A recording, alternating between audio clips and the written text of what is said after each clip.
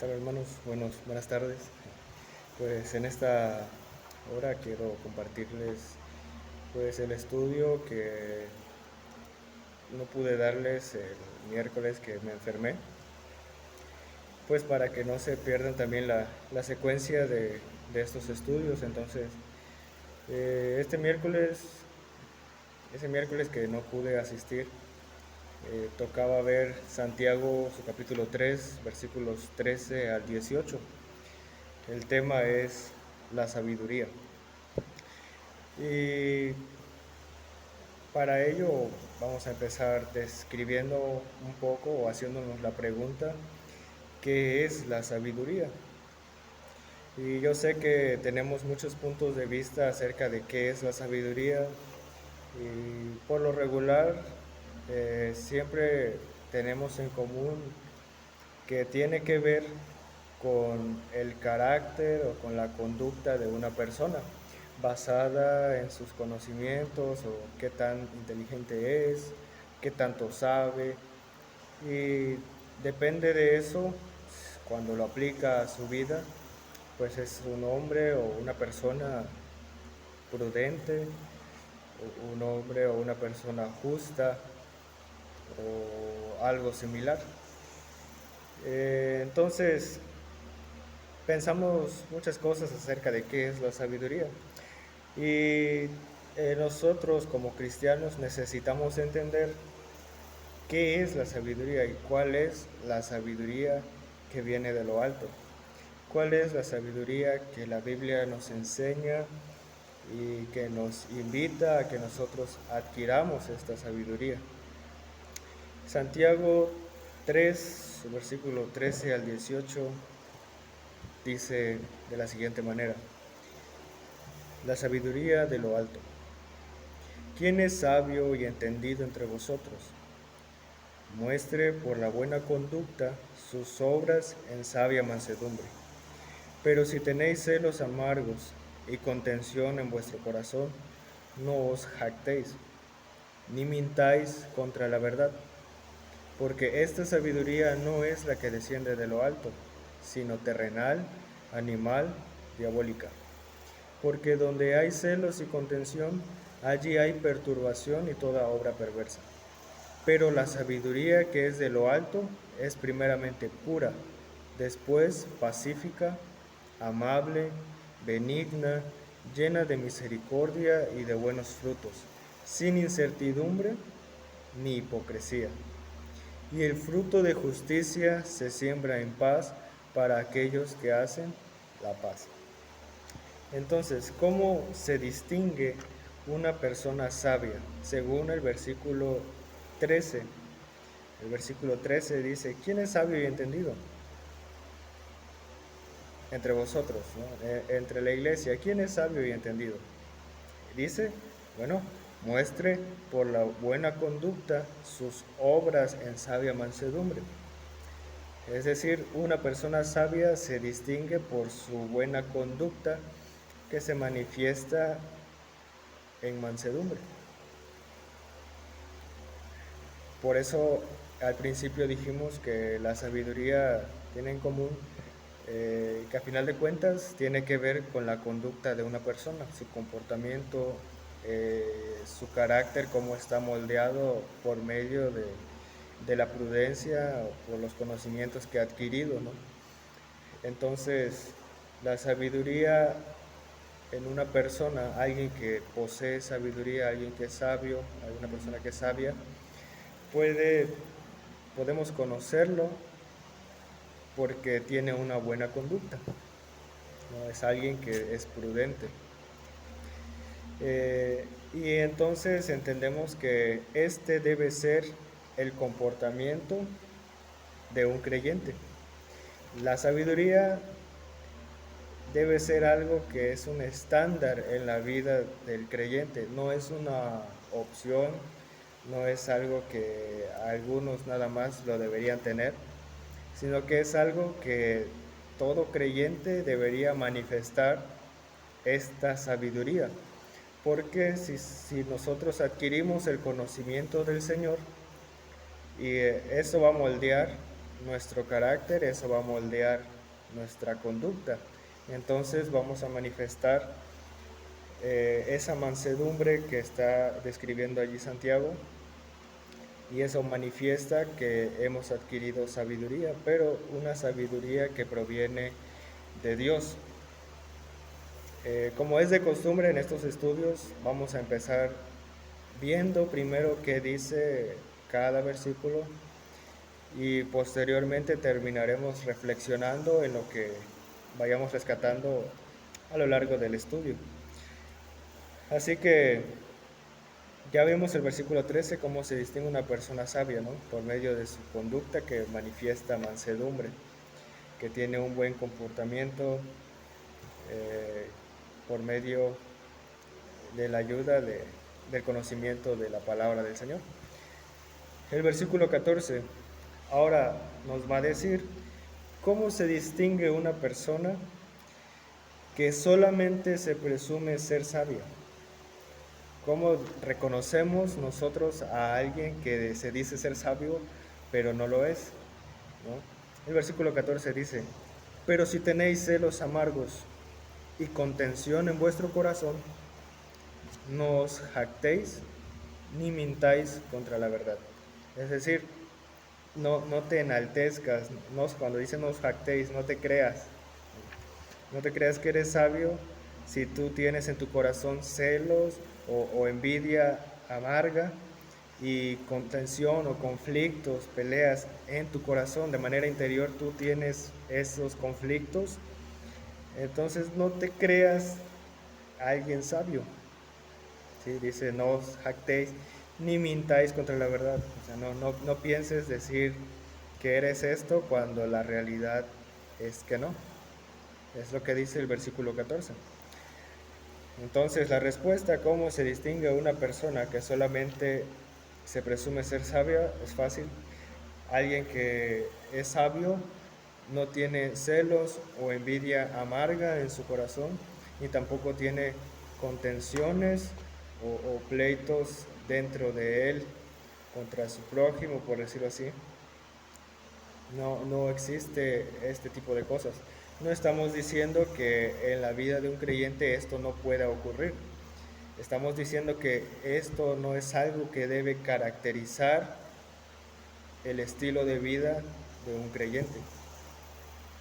En otras palabras, nosotros como creyentes podemos llegar a ser sabios, pero eso no quiere decir que porque yo sea sabio no voy a alguna vez a sentir un celo o una envidia o un conflicto en mi corazón.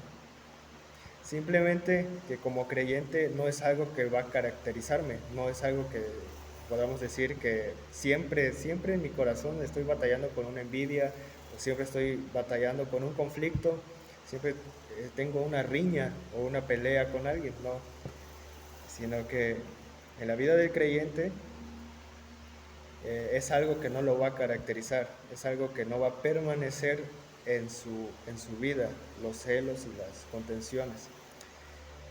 Así que si alguna vez, como hermano, ¿no?, te has creído que tal vez eres sabio, o te has sentido que posees cierta sabiduría, pero si en tu corazón existe esto que el apóstol Santiago está mencionando, la respuesta del versículo 14 es clara: no os jactéis ni mintáis contra la verdad.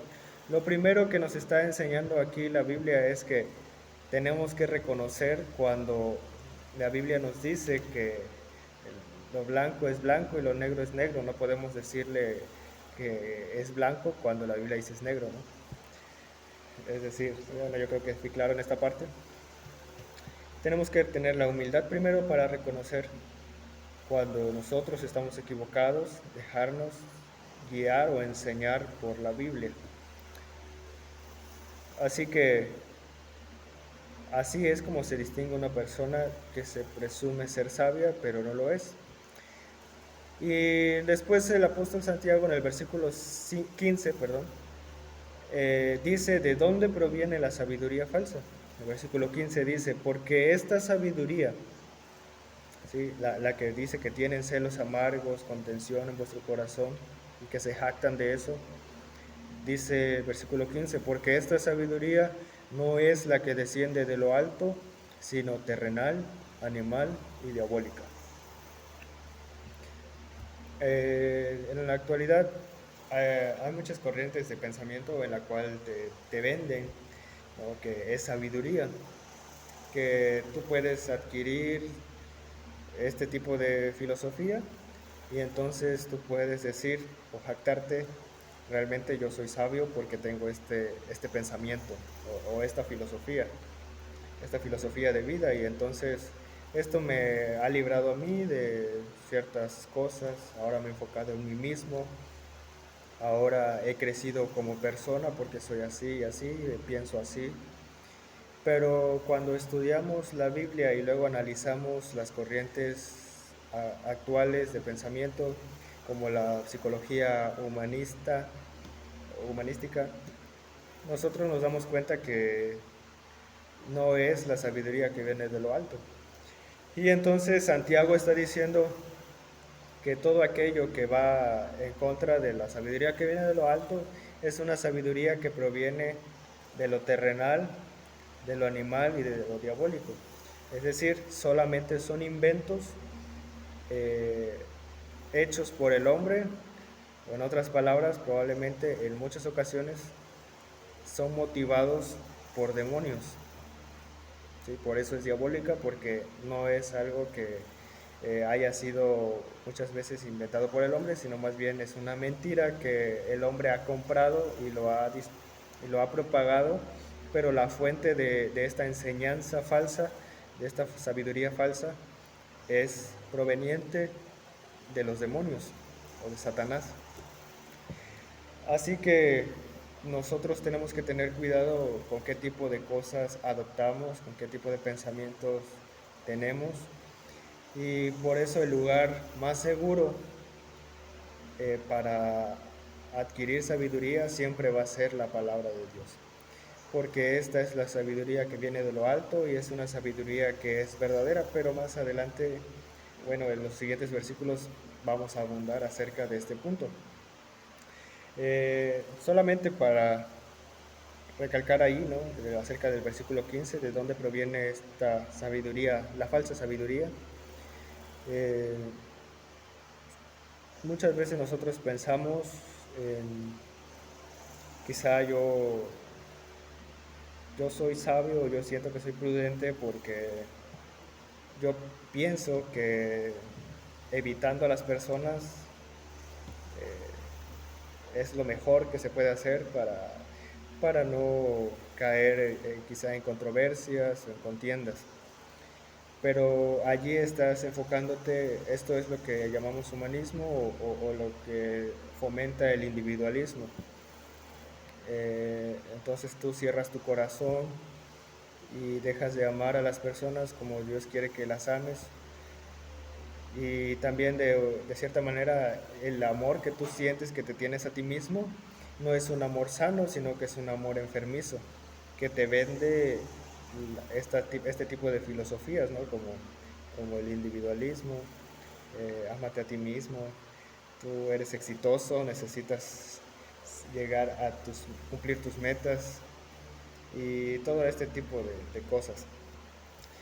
Eh, Tal vez, como no es un estudio en el que ustedes estén aquí presentes, no podemos abundar mucho, pero estoy tratando de poder resolver algunos puntos que probablemente pudieran surgir, ¿no?, en un estudio así en vivo. Eh, Así que, hermanos, me preocupa acerca de la sabiduría falsa, porque es algo que, bueno, no es de nuestros tiempos solamente, sino que desde siempre ha surgido este problema, pues por algo Santiago, ¿no?, lo escribió en su tiempo.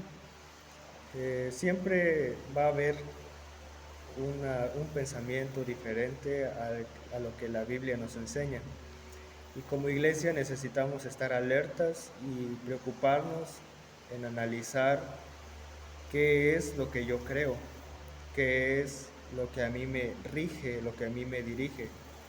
¿Qué es en lo que en mi vida yo practico como soy y qué me motiva a ser como soy? Es algo que todos tenemos que luchar, su servidor también tiene que luchar con las corrientes de pensamiento actuales.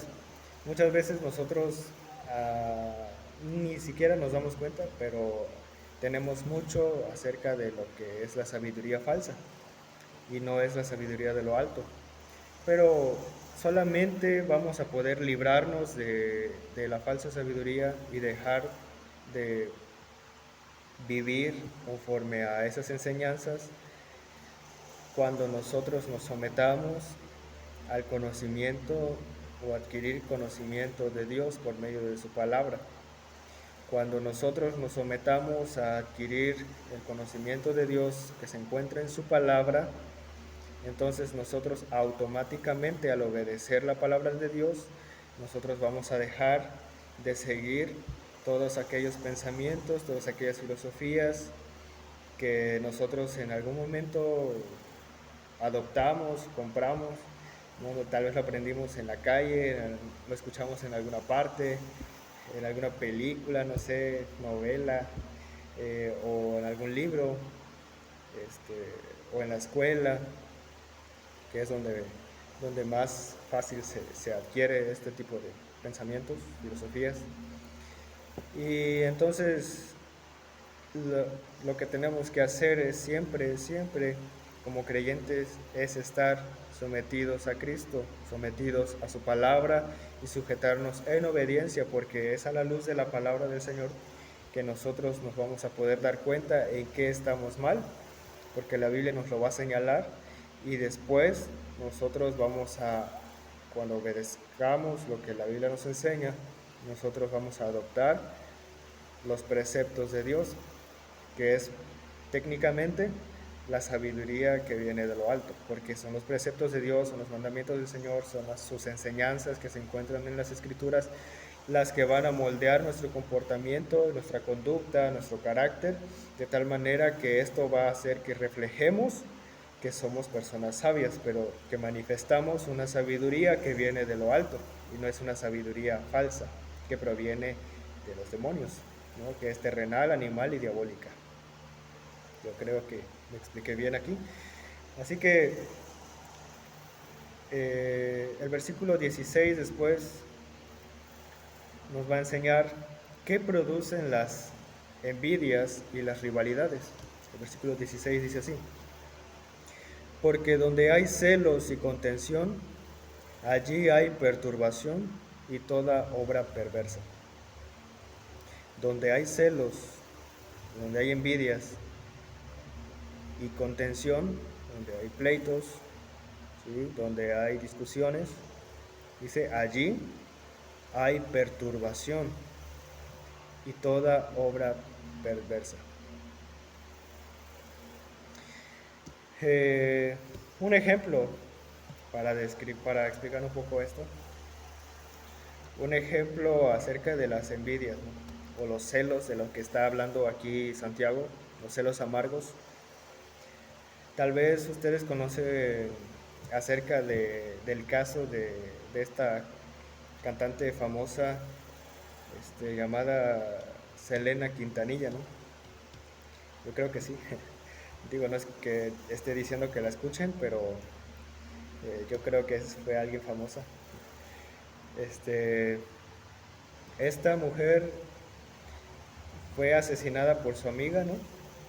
Pero porque su amiga tenía envidia de Selena. Ella quería su cuerpo, bueno, hasta donde yo sé, ¿no? Le gustaba mucho su cuerpo y quería tener su cuerpo, no sé, pero tenía una envidia muy enferma. Y entonces esta envidia, a pesar de que era su amiga y se llevaban bien, trabajaba con ella, todo parecía estar bien. De repente un día esta envidia la motivó a llevar a cabo un acto de asesinato, ¿no? Mató a su amiga Selena, pero la raíz de todo, de esta tragedia o la raíz de este asesinato fue la envidia que sentía en su corazón, que tenía en su corazón. Así que por eso Santiago está diciendo, donde hay celos, donde hay envidia, donde hay contención, allí hay que perturbación y toda obra perversa. Es decir, para llegar a este punto de un asesinato, lo primero que tuvo que haber es una contienda, o en este caso de Selena fue una envidia, un celo amargo. Este celo amargo echó raíces en el corazón de esta mujer y creció a tal grado que llevó a dar su fruto. El fruto de este pecado que estaba arraigado en el corazón de esta mujer fue el asesinato. Mató a su amiga. Entonces, tenemos que tener mucho cuidado con lo que hay en nuestro corazón, porque cuando es algo que es malo, cuando es una envidia, un celo amargo, como dice Santiago, cuando es una rivalidad, cuando hay una contienda, cuando hay un conflicto en mi corazón, estoy dando paso a que otras cosas mucho más perversas surjan. Estoy permitiendo que echen raíces estas cosas, ¿no?, pequeñas, que son semillas nada más, pero estando en nuestro corazón echan raíces y después, cuando crecen, como no, nunca las trataste, nunca las cortaste, como el Evangelio, como no te arrepentiste, como no pediste al Señor por eso, entonces llega un punto en el que llega a rendir fruto esa semilla. Y muchas veces no tenemos que decir que fue un asesinato, simplemente odio a mi hermano, no lo puedo ver, o simplemente no le hablo, no le saludo, o sabes qué, lo voy a hacer porque lucho con mi apariencia, ¿no? Tengo que demostrar que soy un creyente, pero me voy a acercar a mi hermano simplemente por compromiso, no porque sea un amor genuino, sino porque yo tengo que demostrar que soy un creyente y que estoy bien con el Señor. Así que voy a saludarlo, voy a hablarle, pero en mi corazón sigue estando una envidia, un celo amargo, y en mi corazón sigue estando una contienda, ¿sí?, un conflicto que no ha desaparecido. Entonces, dentro de la iglesia, hermanos, eh, probablemente, bueno, estoy 100% seguro, porque a lo largo de mi vida y especialmente en el tiempo que llevo en el ministerio, pues no solo he estado aquí, he estado en muchas partes, y el consistorio, presbiterio y todo esto. Dentro de la iglesia hay mucho de esto, ¿sí? Hay muchos hermanos que tienen que luchar, es más, ni siquiera están luchando. Esto es lo triste, que ni siquiera están luchando con el problema que tienen en su corazón, o probablemente no lo sepan, simplemente lo ignoran que existe. Por eso, ahora en este tiempo que nosotros estamos estudiando Santiago, necesitamos hacer conciencia de lo que la Biblia nos está diciendo, y entonces proceder a hablar con el Señor, pedirle al Señor que nos quite todo aquello que la Biblia en estos estudios nos está mostrando que yo tengo. Si yo no lo tengo, pues no me voy a preocupar, ¿verdad? Pero si sí, entonces le pidamos al Señor que Él siempre nos dirija y nos muestre, que nos exhorte. Tenemos que humillarnos. Cuando nosotros no nos humillamos, entonces no podemos cambiar, ¿no? ¿Cómo queremos que el Señor nos moldee si nosotros permanecemos rebeldes, ¿no? Así que tenemos que tener cuidado, porque es algo que, si está en nuestro corazón, en el contexto eclesiástico, es algo que afecta la salud de la iglesia. Si yo padezco de rivalidades, si yo tengo en mi corazón celos amargos, envidias, cualquier clase de contienda en mi corazón, sobre todo contra algún hermano, contra mi prójimo, estoy siendo un creyente que está afectando la salud de la iglesia, porque es una semilla que está en mi corazón que en algún momento, si no es que ya, ha rendido fruto o va a rendir frutos, pero son malos esos frutos. Y entonces allí me convierto en una piedra de tropiezo. Allí sí, entonces yo estoy sirviendo de ocasión de caer para mi hermano. O simplemente delante de los ojos del Señor, simplemente con eso, simplemente delante de los ojos del Señor, yo estoy pecando y estoy llevando un estilo de vida que es pecaminoso. Pero como no me interesa, como, sí, es una envidia, pero no, nadie lo ve, es algo que está dentro de mi corazón. El problema es que, como es algo que está dentro del corazón, como es algo que es un poco difícil de, de detectar, que alguien lo detecte, entonces yo sigo teniendo mi comunión con el Señor, pero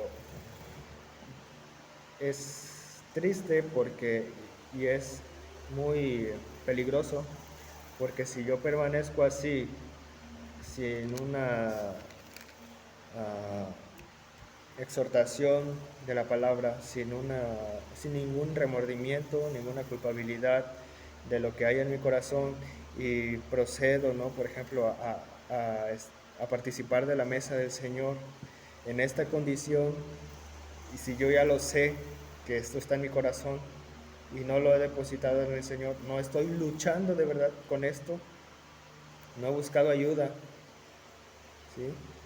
Y procedo a participar de la mesa del Señor, por ejemplo, entonces ahí se vuelve un problema, porque la Biblia me está invitando a pedirme que yo no lleve un estilo de vida de esta manera.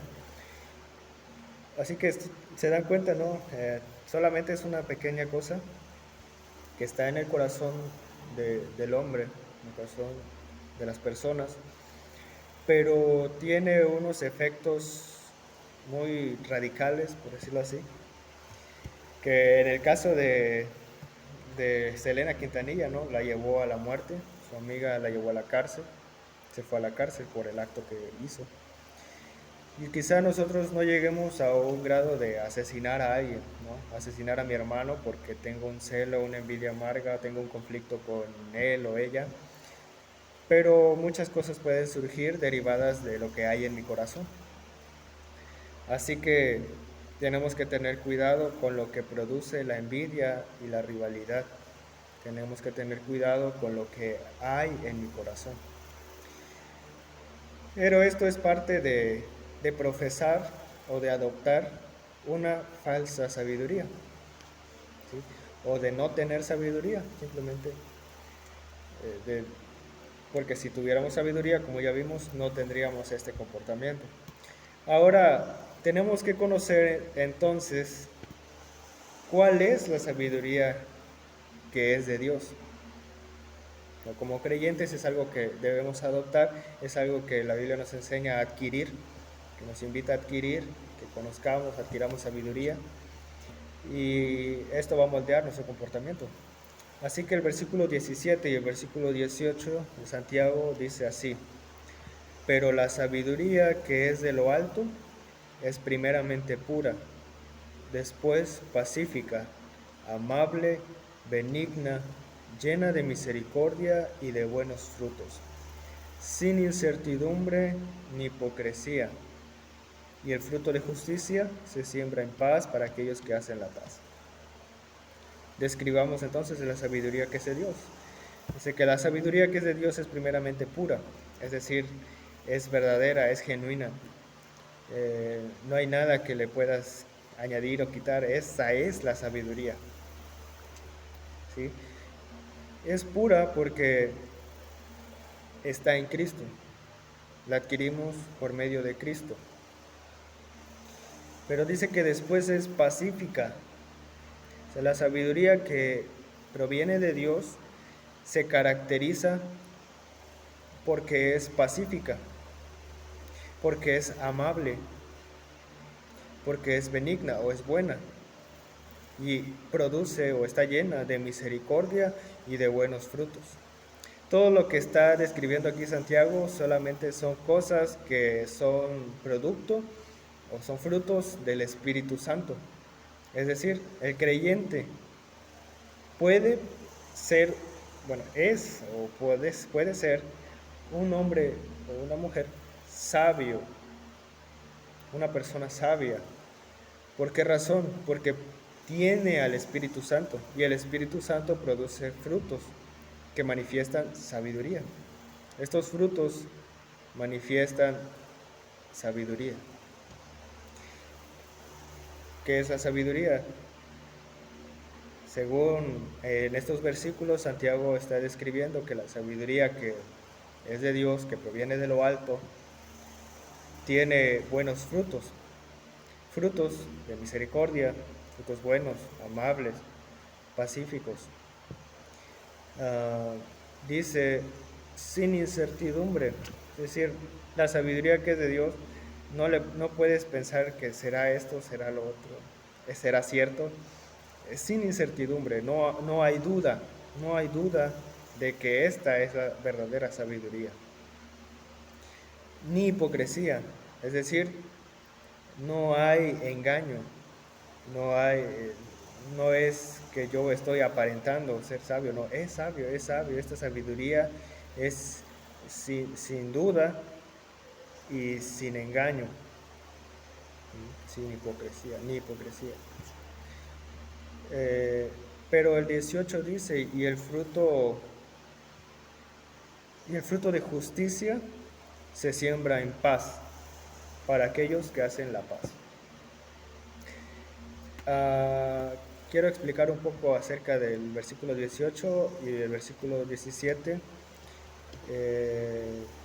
porque cuando nosotros leemos el versículo 17 y dice, es primeramente pura, después pacífica, luego leemos que dice amable, benigna, llena de misericordia, buenos frutos. Nosotros nos quedamos muchas veces, bueno, si la sabiduría del Señor es pacífica, es amable, es de misericordia, es decir, si es pacífica, si es con misericordia, entonces creo que alguien que es sabio, alguien que ha recibido o que ha adquirido la sabiduría de Dios, es alguien que no tiene conflictos, es alguien que no tiene nunca en su vida pelea, por decirlo así, porque es pacífico. Y la Biblia también dice, ¿no? Jesús dijo en las bienaventuranzas, bienaventurados los pacificadores, porque estos serán llamados hijos de Dios. Solemos muchas veces entender mal estos versículos, ¿no? Pensamos que no tiene que ver con, pues, bueno, nunca en mi vida voy a pelear. Y realmente no tenemos por qué pelear. O sea, por eso esto está diciendo Santiago, ¿no? Acerca de las riñas, las peleas, los celos amargos. No es algo que nos tiene que caracterizar. Sin embargo, el versículo 18 dice, y el fruto de justicia se siembra en paz para aquellos que hacen la paz. Nosotros estamos llamados a hacer la paz, pero a hacer la justicia. Alguien que es sabio defiende la justicia, alguien que es sabio es justo. El detalle aquí es que a veces tenemos justicia, pero no tenemos paz. o, ¿cómo puedo explicarles esta parte? La sabiduría que es de Dios tiene frutos de justicia. Sí, claro. Pero esta justicia está motivada no por celos amargos, no está motivada por conflictos, una riña en mi corazón, sino que es una justicia, por eso es justicia, ¿no? que está motivada por lo que es correcto, está motivada por la verdad, por lo que es. Por eso este tipo de justicia, esta sabiduría provee frutos de justicia, pero dice que se siembra en paz. En paz quiere decir que yo lo estoy haciendo no por una motivación en mi corazón que es mala o que está equivocada, sino que lo estoy haciendo porque quiero la paz.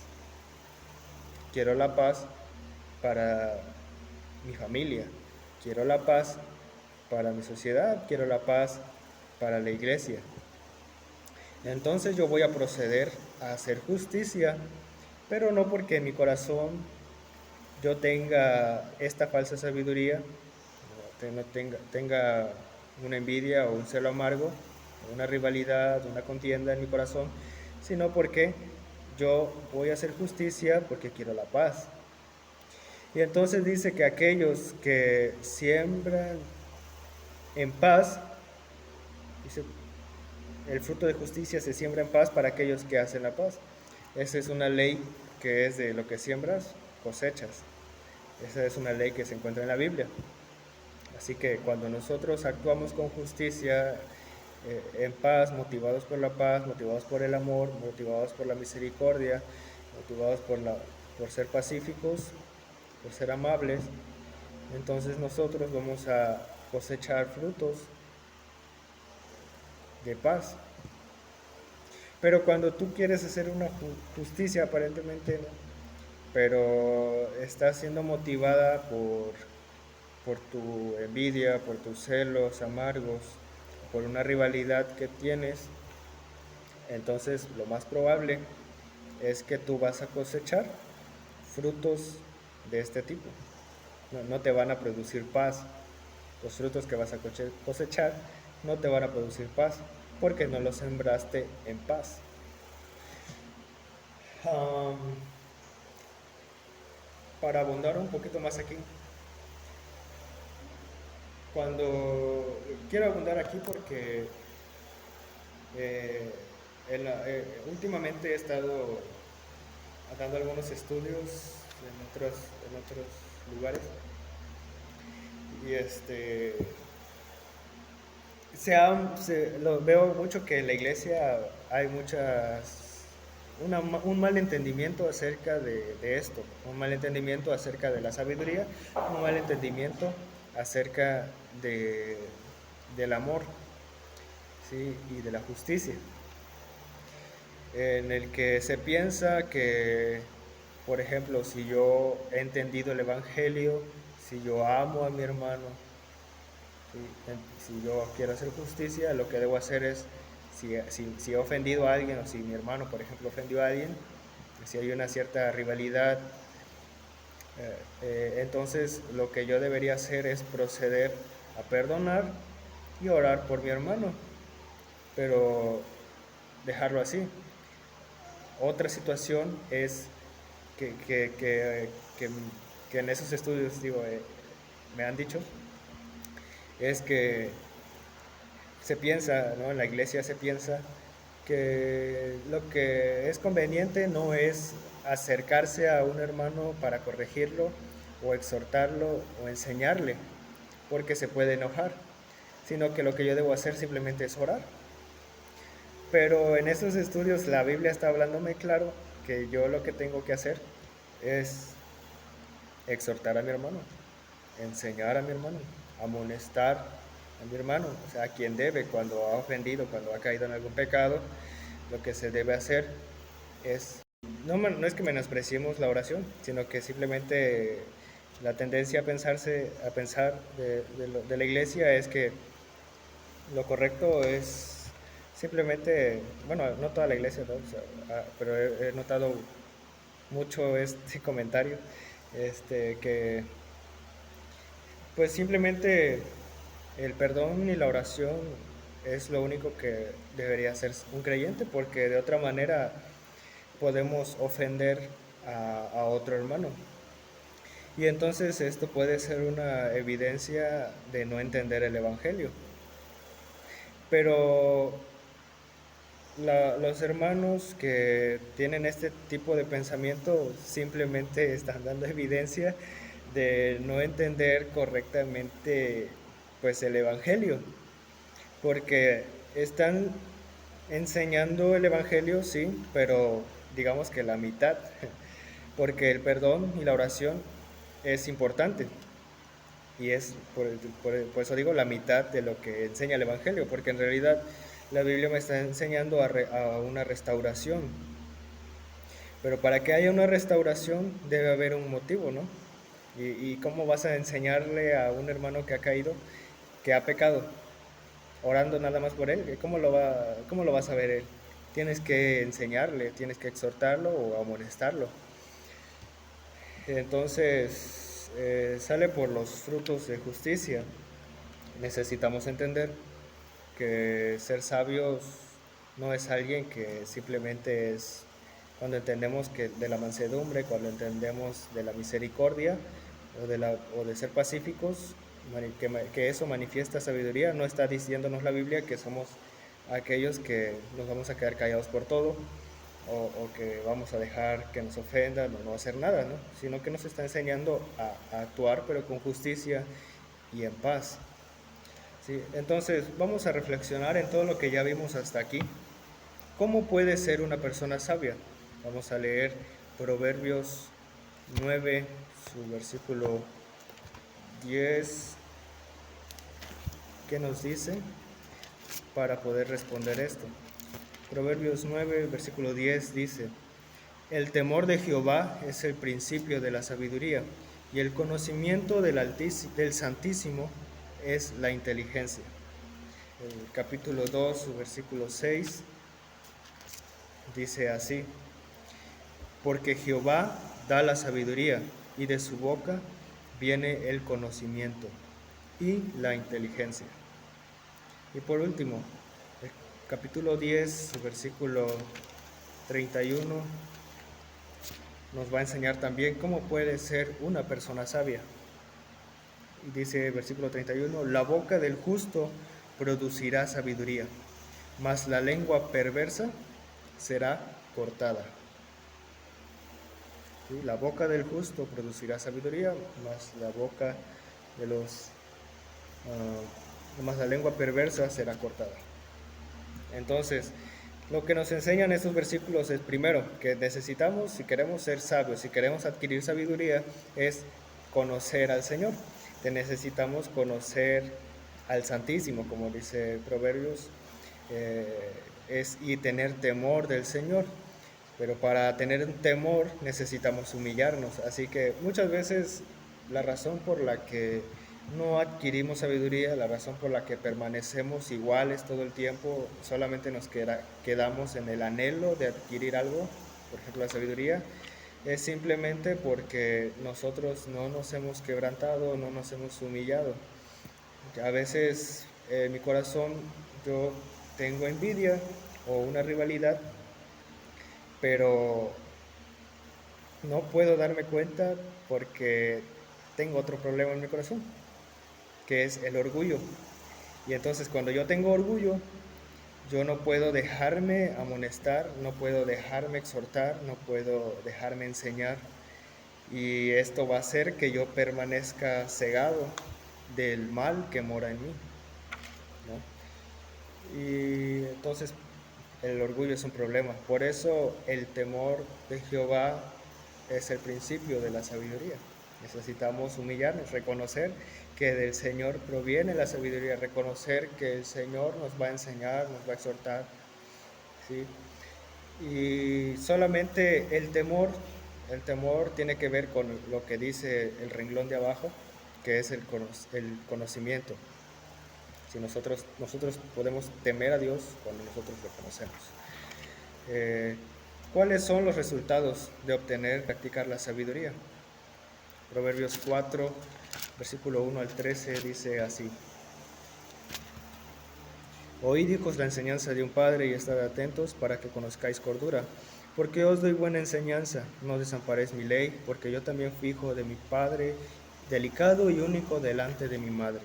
Y él me enseñaba y me decía: retenga tu corazón mis razones, guarda mis mandamientos y vivirás. Adquiere sabiduría, adquiere inteligencia. No te olvides ni te apartes de las razones de mi boca. No la dejes y ella te guardará. Ámala y te conservará. Sabiduría ante todo. Y así, bueno, el Proverbios 4 del 1 al 13 nos enseña que los resultados de obtener y practicar la sabiduría es que ella nos engrandecerá y ella nos honrará cuando nosotros la abracemos. Y entonces, hermanos, en la vida de un creyente necesitamos adquirir sabiduría y esto debe ser algo que nosotros debemos modelar o reflejar a través de nuestro comportamiento. Pero como no es algo que es fingido, es algo que es real, nosotros solamente vamos a poder profesar o demostrar una sabiduría genuina cuando nosotros la adquiramos en el lugar que es correcto, es decir, en la palabra del Señor. Entonces, hermanos, aplicando esto a nuestra vida, analicemos siempre lo que hay en nuestro corazón, que si tenemos alguna especie de envidia, celo amargo o riñas, peleas, contiendas, todo lo que hay en nuestro corazón puede ser un fruto malo y puede ser un reflejo de que no hemos adquirido lo suficiente de sabiduría. Así que nos humillemos y crezcamos en el temor del Señor, le busquemos con humildad, adquiramos el conocimiento del Señor y le pidamos que nos dé sabiduría e inteligencia porque de Él provienen todas estas cosas. Y solamente así nosotros podemos deshacernos de todo el mal que está en nuestro corazón y evitarnos de tantas cosas amargas que pueden surgir en nuestra vida a causa de la maldad que hay en nuestro corazón, de nuestro pecado. Necesitamos entonces humillarnos y arrepentirnos en el Señor. Esperando que este estudio quizá haya sido entendible y sea de edificación para nuestras vidas. Oremos en nuestros hogares por esto, porque el Señor nos dé sabiduría y nos ayude a poder comportarnos como Él quiere que nos comportemos como hijos suyos.